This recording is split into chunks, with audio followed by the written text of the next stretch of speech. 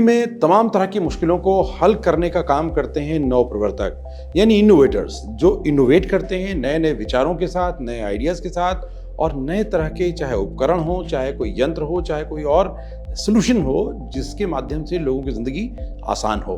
एक ऐसे ही नवप्रवर्तक से हम आज आपको मिलवाने जा रहे हैं, अपने स्टूडियो में हैं, वो हैं आर्यन प्रसाद। आपका बहुत बहुत स्वागत हमारे स्टूडियो में और मैं हूं राधेश्याम दीक्षित और आप देख रहे हैं द पेन डाउन पॉडकास्ट की सीरीज में ऐसे नवप्रवर्तकों से हम मिलवाएंगे और उनकी बातों, उनकी मुश्किलों, उनके सपनों, उनकी कोशिशों और उनके लक्ष्यों से भी रूबरू करवाएंगे। तो सबसे पहले बात करते हैं आर्यन प्रसाद की, जो कि एक यंग इनोवेटर हैं, एक युवा नवप्रवर्तक हैं और ये नवप्रवर्तक इस तरह के हैं कि इन्होंने 2017 में एक इंस्पिरेशन प्राप्त की, वो भी एक राष्ट्रीय बाल कांग्रेस में।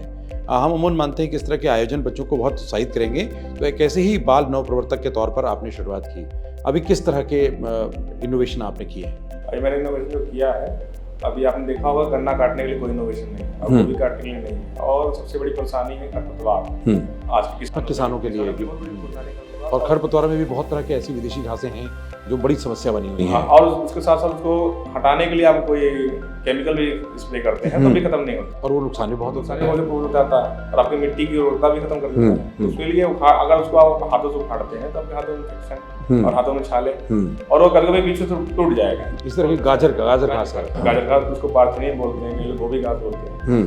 तो उसको इजिली उखाड़ने के लिए साथ में गन्ना, मक्का और भुट्टा और गोभी को इजिली खड़े खड़े काटने के लिए हमारी मशीन से हम आराम से काट सकते हैं। किसान को समय बचता है, उसको हाथों में इन्फेक्शन नहीं होते हैं। और कभी कभी गन्ना और गोभी काटने में किसानों के हाथ भी कट जाते हैं और जो बड़ी मशीनें आती हैं काफी महंगी आती हैं, जो छोटे लेवल के किसानों के लिए बहुत दिक्कत है। जो कुछ लेबर वर्ग हैं जो खेती गृहस्थी में करके अपना गुजारा करते हैं, उनको अच्छा काम करने के लिए एक अच्छा औजार चाहिए था जो हमने बना के उनको दिया, जो काफ़ी अच्छा है। अब उसको लोग काफ़ी अच्छे से इस्तेमाल कर रहे हैं। जो उसको इस्तेमाल करता है ज़्यादा काम करता है, अधिक समय से काम करता है और बेहतर काम करता है, अपना सुरक्षा भी साथ में करता है। तो एक नवप्रवर्तक के तौर पर आर्यन न केवल और इनोवेशन की तरफ आगे बढ़ रहे हैं बल्कि नेशनल इनोवेशन फाउंडेशन, जो नवप्रवर्तकों का सबसे बड़ा एक सेंटर है देश में, और वो भारत के सभी प्रदेशों में जो नवप्रवर्तक हैं उनको आगे बढ़ाता है, उनके इनोवेशन का वैलिडेशन करता है, उनको पेटेंट यानी कि पेटेंट फाइल करके उनको उनका अधिकार उनको सुरक्षित करवाता है। आपका ये पेटेंट हो चुके हैं इनोवेशन? हाँ, इसको पेटेंट को फाइल कर दिया गया है। एक्चुअल में होता ये है कि सारे चीज़ों को पेटेंट नहीं मिल पाता, उसकी डिजाइन रजिस्ट्रेशन की जाती है। तो उसी तरीके से हमारा भी चीज़ें प्रोसेस में चल रही है NIA के लिए। तो इस तरह का जो अभी अब किसी भी नवप्रवर्तक की सबसे बड़ी चुनौती होती है किसी प्रोटोटाइप को फिर प्रोडक्ट में कन्वर्ट करना। आपने कर लिया है? हाँ, अभी मैंने कर लिया है और उसको मैंने कई सारे फार्मर्स को दिए भी हैं और फार्मर उसके साथ एग्री भी हैं, खरीद के उसके साथ फार्मर काम भी कर रहे हैं और उनके फीडबैक भी आ रहे हैं कि और बेहतर क्या कर सकते हैं, आप इसमें और चीजें जोड़िए जिससे हमको काफी ज्यादा हमारी और मदद हो पाए और भी हमारा काम आसान हो पाए। ये सारी चीजें वहाँ से फीडबैक आ रहे हैं, यूज कर रहे हैं और जो कुछ चीजें घटती हैं, बढ़ती हैं, चीजें और जुड़ती, सुधार होता है और ये जरूरी हिस्सा है, ये जरूरी है। हाँ, और इसी के साथ और भी चीजें जुड़ गई और भी नवाचार के इसमें आइडिया मिल गए कि और भी जो किसानों की समस्या है उसको भी हम समाधान कर सकते हैं। तो नवप्रवर्तकों के लिए न केवल भारत सरकार ने बहुत तरह के योजनाओं को इनिशिएट किया है, उत्तर प्रदेश सरकार ने भी बहुत सारे इनिशिएटिव्स को आगे बढ़ाया है जिनको स्टार्टअप से भी क्लब किया जा रहा है और उनके माध्यम से उनको ज़्यादा से ज़्यादा लाभ हो, वो अपनी कंपनी बना सकें, अपने स्टार्टअप को आगे बढ़ा सकें। प्रोटोटाइप बनाने में सहयोग की बात है, आइडिया डेवलप करने में सहयोग है। तो इस तरह की सरकार की योजनाओं को आपको लाभ मिला कि नहीं? देखिए, ऐसा है कि अगर कोई नवप्रवर्तक अपने नवप्रवर्तन को बढ़िया अच्छा बनाना चाहता है तो पहली दिक्कत उसको आती है कि उसका फाइनल प्रोडक्ट बने।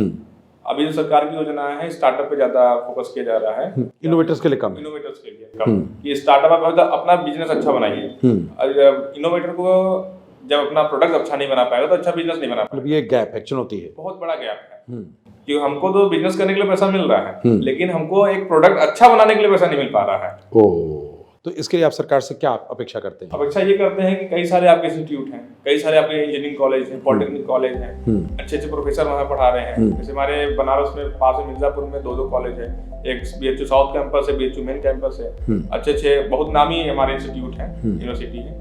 तो वहाँ पे हमको कोई ऐसा सपोर्ट मिल जाए, किसी प्रोफेसर के अंडर में काम करने को मिल जाए कि जो हमारा मेंटरिंग भी कर दे और हमारे काम को भी देख ले और वहाँ पे हमको अच्छा प्लेटफॉर्म भी मिल जाए। वहाँ पे ऑलरेडी लैब बनी हुई है, थोड़ा सपोर्ट वहाँ से इजिली मिल सकता है। मतलब ये बात समझ में आई कि जो स्टार्टअप का इकोसिस्टम है वो बेहतर बन रहा है, उसमें सरकार के योजनाओं का लाभ भी मिल रहा है, लेकिन इनोवेटर्स के लिए थोड़ी संकुचित जगह है और वो जब तक स्टार्टअप में कन्वर्ट नहीं होते तब तक उनको इंक्यूबेट करने की ज़रूरत है, उनको सपोर्ट देने की ज़रूरत है। और ये सपोर्ट सिस्टम इनके हिसाब से या ऐसे जो और इनोवेटर्स हैं उनकी आपसी सहमति ये बन रही है कि उनको ये जितने भी विश्वविद्यालय हैं, महाविद्यालय हैं या रिसर्च इंस्टीट्यूशंस हैं, उनकी प्रयोगशालाएँ हैं, उनके एक्सपर्ट्स हैं, उनकी मेंटरशिप, उनकी गाइडेंस का एक इकोसिस्टम बन जाए ताकि इनको आसानी से अपने ही जनपद में सलाह भी मिल जाए, एक्सपर्ट गाइडेंस भी मिल जाए, काम करने के मौके भी मिल जाएं और अपने जो प्रोडक्ट हैं उसमें एक्सपर्ट की गाइडेंस में सुधार करने का अवसर भी मिल जाए और अगर वहाँ प्रोटोटाइप बनाने में मदद मिलती है तो ये सर्वोत्तम हो सकता है। जैसे कि हम देखते हैं कि कोई इनोवेटर अपना काम कर रहा है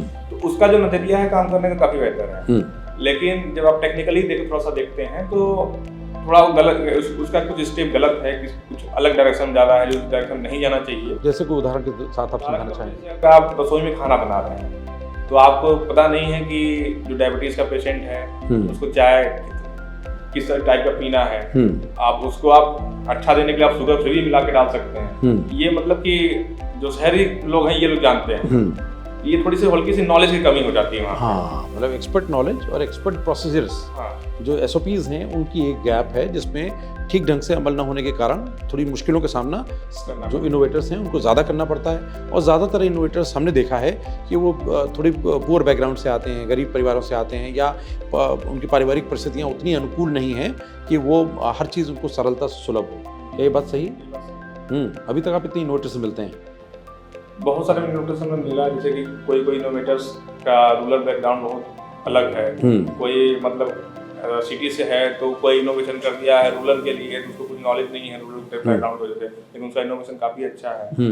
और कुछ सारे इनोवेशन जो कर लिए गए, किसी ने उसको देख के कॉपी करके मार्केटिंग कर रहा है, उस पर भी सरकार को ध्यान देना चाहिए कि जिसकी जो खोज है उसको लाभ मिलना चाहिए। ये सारी चीजें कुछ ना इसमें कानून बनने चाहिए, यानी और स्पष्टता की दरकार है। और चूंकि भारत प्रतिभाओं का देश है, भारत केवल कृषि प्रधान देश नहीं है, भारत केवल नवाचारियों का देश नहीं है, यहाँ पर बहुत तरह के विचार, बहुत तरह के बौद्धिक क्षमता के लोग पाए जाते हैं, उनका जन्म हुआ है और उनका परिष्कार हो रहा है। सरकार का ध्यान इस ओर है और हम 2047 के विकसित भारत की ओर बढ़ रहे हैं, जहाँ भारत हर क्षेत्र में विकास कर रहा है, वहाँ नवाचार के क्षेत्र में भी बहुत ज़्यादा काम किए जाने के बाद की आवश्यकता है। भारत सरकार ने इस पर विचार किया, प्रधानमंत्री ने विशेषकर पूरे देश का आह्वान किया है, नवाचार करने वाले नव प्रवर्तकों का आह्वान किया है और इस तरह के इकोसिस्टम को बनाने के लिए उन्होंने कुछ बजट में प्रोविजंस भी किए हैं, लेकिन अभी वो ग्राउंड लेवल तक पहुंचने में थोड़ा समय लगेगा। हाँ, ऐसा है कि जो चीज़ें लिखी जा रही हैं वो हमारे तक पहुँच नहीं पा रही हैं, या कुछ टेक्निकल दिक्कत, या आप कहिए आपसी मतभेद अधिकारियों का कुछ ऐसा है कि हमारे पास चीज़ें नहीं पहुंच पा रही सर। चलिए, आप नव प्रवर्तकों की तरफ से हम एक अपील करते हैं, तमाम ऐसे जो एक्सपर्ट्स हैं, जो ऑफिस बियरर्स हैं, सरकार के विभिन्न योजनाओं के लिए जिम्मेदार लोग हैं, उन सब से मेरा निवेदन है कि वो मिलकर इस तरह जो नव प्रवर्तक आ रहे हैं, ग्रामीण क्षेत्रों से बहुत विपरीत परिस्थितियों से निकल के आ रहे हैं और अपनी परिस्थितियों से देखकर जानकर ही वो इनोवेशन की तरफ आगे प्रेरित होते हैं और वो कुछ समाधान विकसित करते हैं, उनके पेटेंट फाइल कराते हैं, उनको आगे बढ़ाने में हम सबका हाथ जोड़ना चाहिए। थोड़ी बात करते हैं आर्यन के जीवन के बारे में, क्योंकि मिर्ज़ापुर से आते हैं। मिर्ज़ापुर जो पिछड़े ज़िले हैं उत्तर प्रदेश के, उनमें कहीं ना कहीं सूचीबद्ध होता है, क्योंकि उसमें संभावनाएं बहुत हैं, प्रचुर प्राकृतिक संपदा है, खनन की संभावनाएं बहुत ज़्यादा है, वहाँ काम बहुत हो रहा है, वहाँ पर इस तरह के ब्रेन भी हैं, लेकिन अभी उतना फोकस नहीं है वहाँ पर।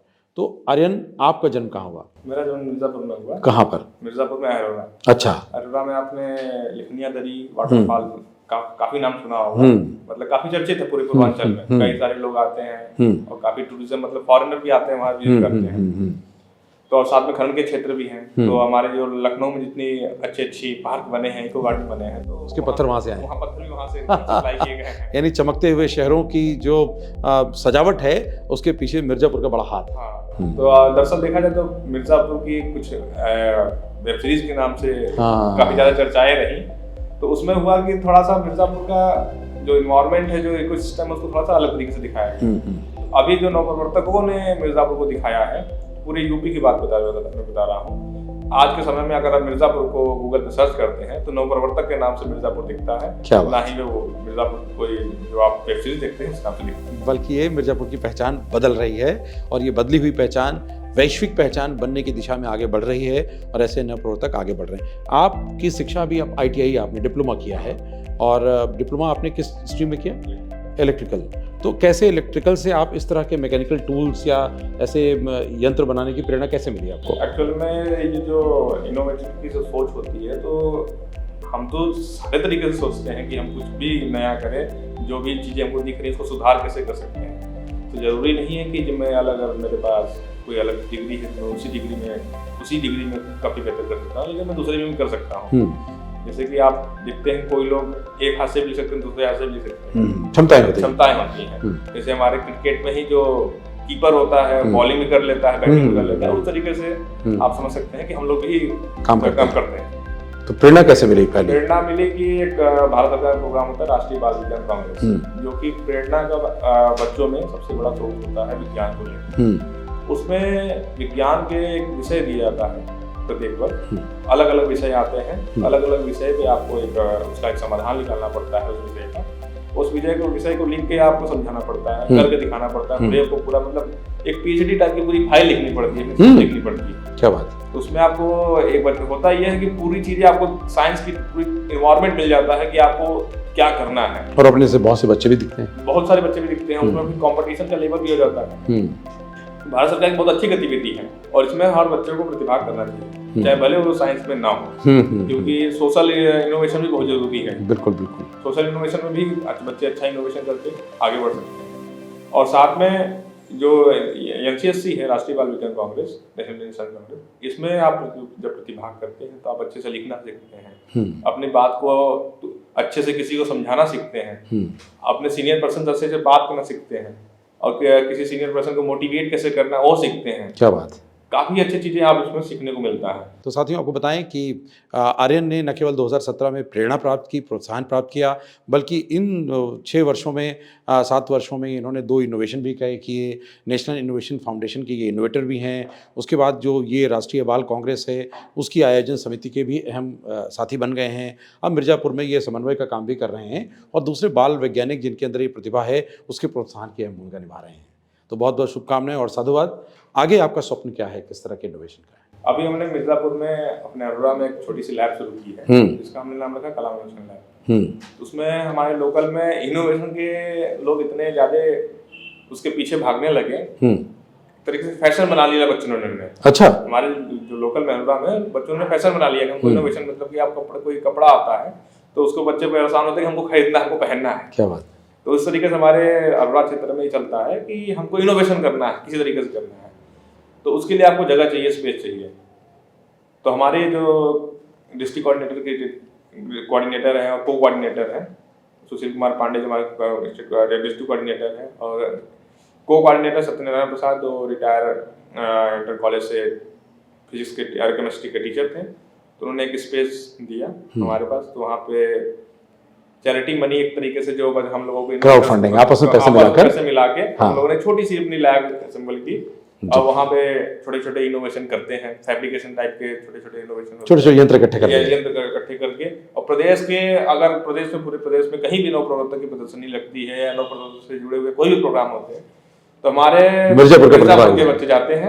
और AKTU में अभी एक नव प्रवर्तक से जुड़ी हुई प्रदर्शनी का आयोजन किया गया था, जिसमें राज्यपाल महोदय को मुख्य अतिथि के तौर पर बुलाया गया था। मिर्जापुर में पूरे 5 में से 4 पुरस्कार मिर्जापुर को मिले जी। ये बहुत अच्छी बात है, जो कि हमारे लिए काफी गर्व का बात रहा। और उसमें एक पुरस्कार आपके नाम भी रहा, एक पुरस्कार मेरे भी नाम रहा जी। और उसमें मैंने साथ में वॉलंटरी भी काम करता हूँ कि जो नव प्रवर्तक हमारे विभिन्न क्षेत्रों के हैं, मिर्जापुर से नहीं और भी क्षेत्रों से आते हैं, मैं भी उनके साथ कोलैबोरेट करके उनको एक प्लेटफॉर्म देने का कोशिश कर रहा हूँ कि जो मदद मुझे मिल पा रही है किसी तरीके से उनको भी मिल पाए, जो चीजें कठिनाई मैंने झेली हैं वो ना झेल पाए और बेहतर और अच्छे नव प्रवर्तक करें और आगे बढ़े। आर्यन को इस तरह के प्रयासों के लिए इतने ही कम समय में इनको 2 और पुरस्कार मिले हैं। एक ग्रास रूट इनोवेटर का पुरस्कार तो आपको मिला ही, साथ में निस्पर जो कि नेशनल साइंस कम्युनिकेशन प्लेटफॉर्म है, उससे भी आपको एक पुरस्कार मिला। हाँ, उसमें उन्होंने एक वर्ल्ड इंटेलेक्चुअल प्रॉपर्टी डे बनाया था, तो उन्होंने कुछ इनोवेटर्स को, सिलेक्टेड इनोवेटर्स को पूरे इंडिया से इनवाइट किया था, तो उसमें एक नाम मेरा भी। क्या बात है। उसमें प्रोफेसर अनिल कुमार गुप्ता जो नाइएब के फाउंडर रहे डायरेक्टर, वो भी उसमें शामिल थे। तो आप कितने संतुष्ट हैं एक इनोवेटर के तौर पर, पहचान से, अपने काम से और आगे बढ़ने से?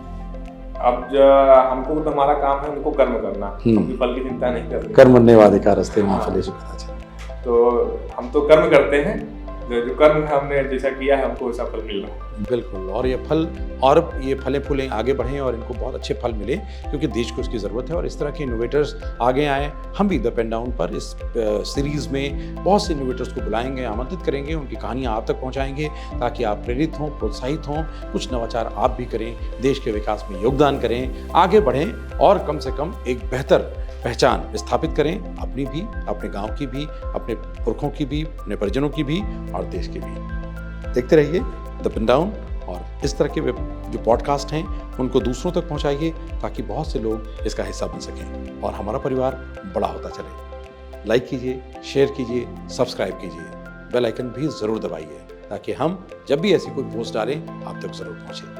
अब दीजिए अनुमति अपने दोस्त राधेश्याम दीक्षित को। बहुत बहुत धन्यवाद आर्यन हमसे बात करने के लिए, और इनोवेशन की दुनिया में भारत में जो प्रतिभाएं सामने आ रही हैं उनको सामने लाने में अहम भागीदारी करने के लिए।